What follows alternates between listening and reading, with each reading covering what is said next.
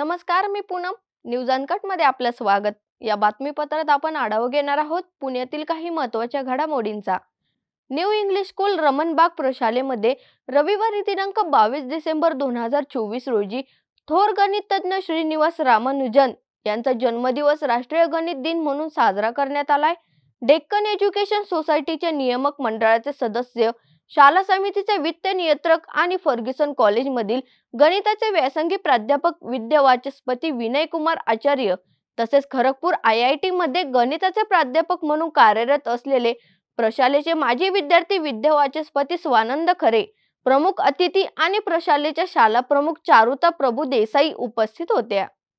एखादं झाड अडसर ठरत असेल तर ते आहे तसं उचलून दुसरीकडे लावता येतं, हे आपण पाहिलंय. पण एखादी भली मोठी इमारत अडसर ठरत असेल तर ती झाडाप्रमाणे आहे तशी उचलून बाजूला ठेवू असं म्हटलं तर तुम्हाला आश्चर्य वाटायला नको. हे शक्य झाले पुण्याच्या इंदापुरात. इंदापूर तालुक्यात जगद्गुरू श्री संत तुकाराम महाराज पालखी महामार्गाच्या रुंदीकरणाचं काम सुरू आहे. इंदापूर तालुक्यातील निमगाव केतकीत या मार्गाला बाह्य वळण देण्यात आलंय. मात्र याच बाह्य वळणाला अडसर ठरणारी 3 मजली 3600 स्क्वेअर फुटाची मोठी इमारत जशीच्या तशी मूळ जागेवरून उचलून 75 फूट बाजूला सरकवण्याचा प्रयोग करण्यात आलाय.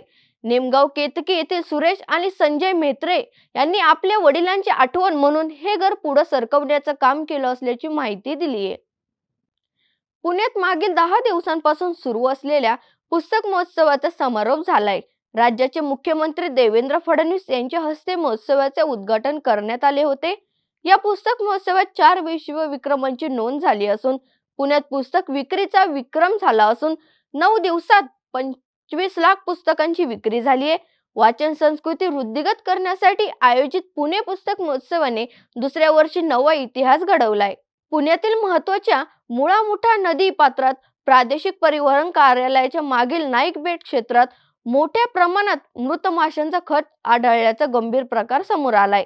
नायडू मेला पाणी शुद्धीकरण प्रकल्पाने पाणी आणि नदी सुधारण्याच्या नावाखाली नदीचे कमी झालेले पात्र याला जबाबदार असल्याची माहिती कांची वस्तीतील नागरिकांनी दिली आहे.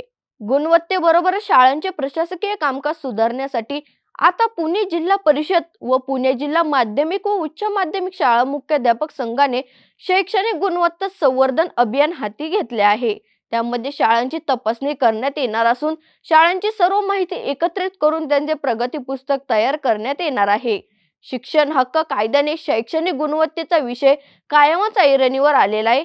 त्यामुळे पुणे जिल्हा परिषद आणि पुणे जिल्हा माध्यमिक व उच्च माध्यमिक शाळा मुख्याध्यापक संघ यांच्या वतीने शैक्षणिक गुणवत्ता संवर्धन अभियानांतर्गत सर्व शाळांची तपासणी करण्यात येणार आहे.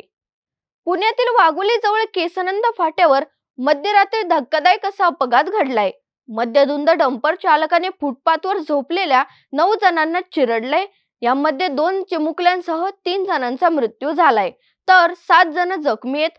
आरोपी चालक गजानन तोटरेला ताब्यात घेतलं असून पुढील कारवाई सुरू आहे. भोर तालुक्याच्या पश्चिमेकडील मौजे आपटी येथे वळणाचा अंदाज न आल्यामुळे दुचाकीचा अपघात झाल्याची घटना घडली आहे. दुचाकीवरील एकाचा या अपघातात मृत्यू झालाय तर दुचाकीवरील व्यक्ती भोर तालुक्यातील बसरापूल येथे रहिवासी हनुमंत बळवंत झांजले असे असून भोरकडकडे येत असताना वळणाचा अंदाज न आल्यामुळे दुचाकी रस्त्याच्या कडेला मोरीवरून खाली कोसळली आणि या अपघातामध्ये त्याच्या डोक्याला गंभीर दुखापत झाल्याने त्याचा जागीच मृत्यू झालाय. सदर घटनेबाबत मृताच्या नातेवाईकांनी भोर पोलीस स्टेशन येथे फिर्याद दाखल केली आहे. विधिमंडळ अधिवेशनात गड किल्ल्यांच्या विधेयकावर चर्चा सुरू असताना गोरखे यांनी गड किल्ल्यांच्या प्रश्नांकडे लक्ष वेधलंय. गड किल्ल्यांचे संवर्धन करीत असताना अनेक गड किल्ल्यांवर होणाऱ्या 31 डिसेंबरच्या पार्ट्या होतात. गडांचे पावित्र्य कायम राखणे गरजेचे आहे. पर्यटन स्थळाच्या ठिकाणी सेल्फी घेताना अनेक अपघात होतात. ते रोखण्यासाठी पर्यटन स्थळाच्या ठिकाणी सुरक्षित असे सेल्फी पॉइंट निर्माण करण्याची गरज आहे असे सांगून गोरखे म्हणाले, राजस्थानमध्ये अनेक राजवाडे पाहण्यासाठी देश विदेशातून पर्यटक येत असतात. त्या धर्तीवर गड किल्ले पाहण्यासाठी आपल्याकडे पर्यटन विकास करण्याची गरज आहे. वेळ झाली पुणे कनेक्ट मध्ये ते सामन्याची. पाहत रहा न्यूज अनकट.